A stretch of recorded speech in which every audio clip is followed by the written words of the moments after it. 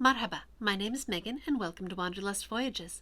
Usually we're here to tell you all about Morocco, but as we have so many wonderful Moroccan viewers and supporters, I wanted to start a recipe series of American dishes for our Moroccan viewers. Today I'm going to show you how Americans make pizza. Pizza is one of those universal dishes that you can find everywhere in the world, but every place has their own little twist on how they make it. In Japan, you often find corn and mayonnaise on the pizza. In Italy, where pizza originated, you're going to find something very, very different from the American style, which is very cheesy, very topping heavy. But wherever you go, the key to a really good pizza is in the crust. You want the crust to be tasty and crispy and be the perfect complement to whatever toppings you're adding. So today I'm going to show you how I make pizza at home and some of the ways that you can top it. Let's get started. So to make the pizza dough, it's very simple. All you need are a few ingredients. First, you need about 2 cups of flour. Keep in mind you might need a little bit more depending on the absorbency of your flour. You then need about 1.5 teaspoons of active dry yeast. You will also need an equal amount, about 1.5 teaspoons of salt. So put this all in your bowl. If you are doing it by hand, whisk it together. I am using my mixer, so I'm going to put it in here to let it combine for a moment. If you're using a mixer, be sure to use a dough hook.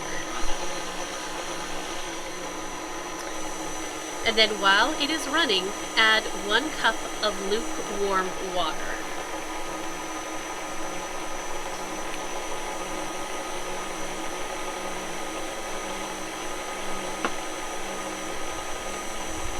Now you want to give this just a moment to come together. If for some reason it's not pulling everything in, stop it, scrape down the sides. If you're doing it by hand, you want to knead it for about 5 to 10 minutes.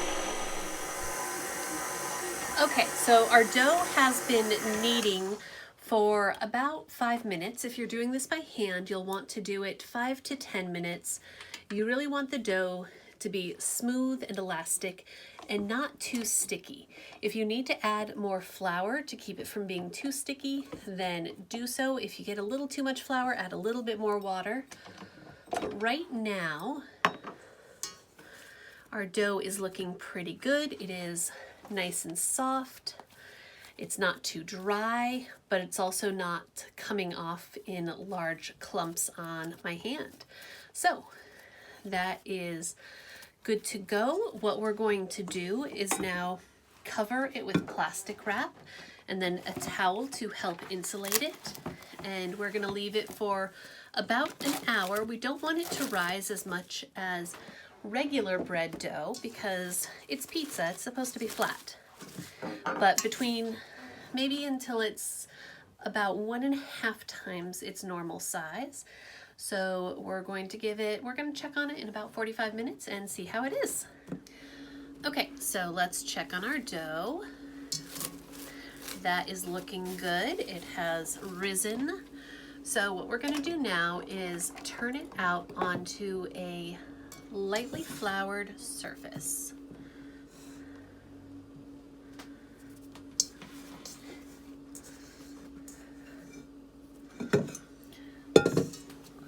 So you can see it's still pretty sticky, so it's going to need just another dusting of flour. Now, if you have a smaller pan or want to make multiple pizzas, you can divide this in 2 at this point, but I like to make one big rectangular pizza. So I'm gonna leave this entire piece of dough and roll it out.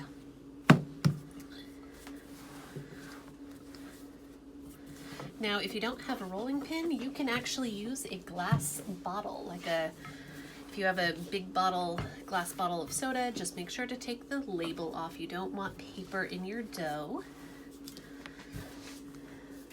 You just want to stretch it out to the shape that you would like.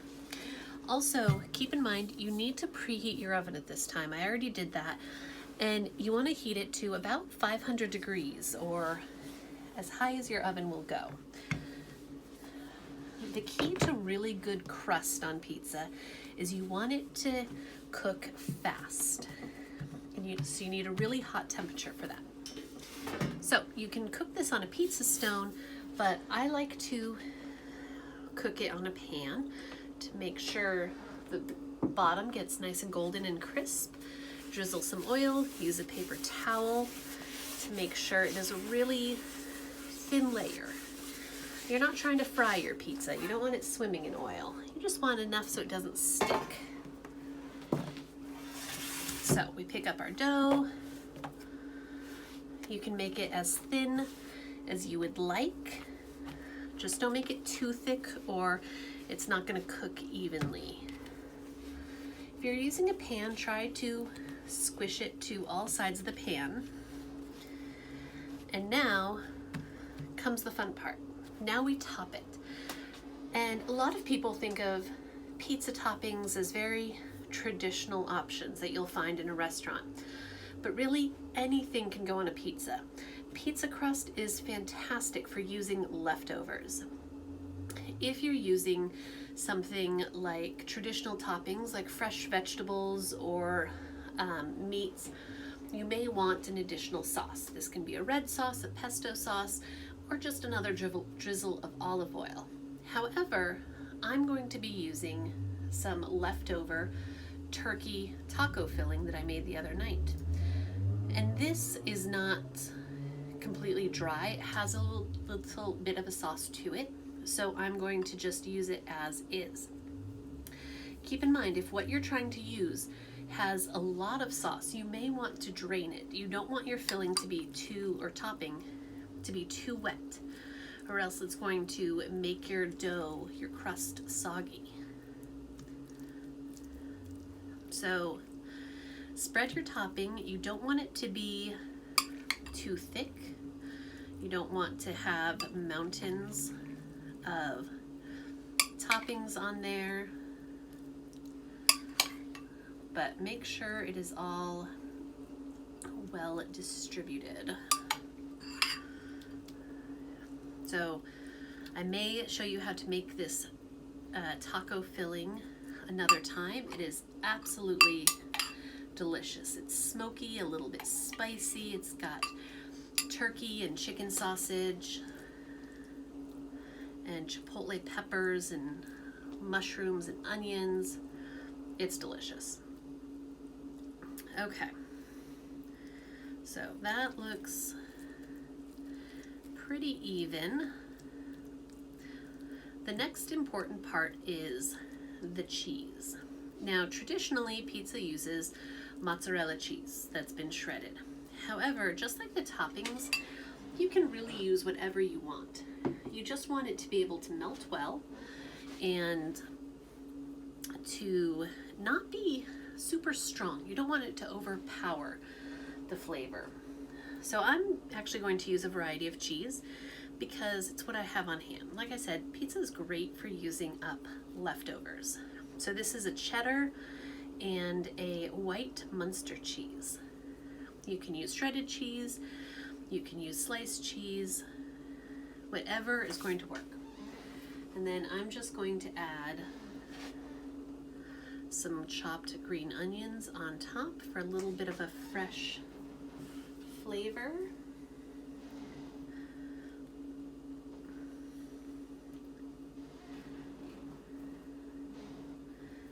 And it is ready to go in the oven. It's going to bake for about 10 minutes or so. Keep an eye on it depending on how hot your oven is.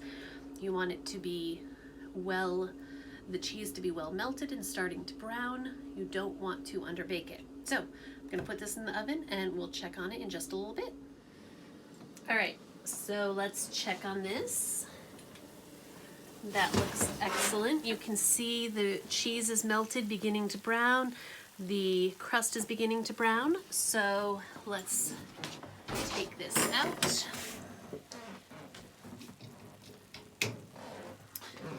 Now what we're going to do is actually take it off of its pan to let it cool for a little bit, because if you leave it on its pan, the bottom can get a little soggy. Don't use your fingers if you are not immune to heat, but if you cook a lot, you can probably get away with that. So there we go. We're going to leave this to cool for at least 5 minutes before we cut it, because otherwise the cheese is just going to go everywhere. So again, you can make it out of any toppings you'd like. Perfect way to use up leftovers, but be sure to let it cool. If you have any questions about it, please leave a comment down below and I'm happy to answer it. Okay, my pizza has cooled. I'm just gonna add a little bit of more fresh topping on it, since this is a taco pizza and I like lettuce on my tacos. We're going to add that for a little bit of a fresh crunch. And then a bit of cilantro. And of course, if you have anything else like tomatoes or fresh jalapenos you want to add on top, that's great. Let's move this to a cutting board. Listen to that, a wonderful crisp crust, just like we want.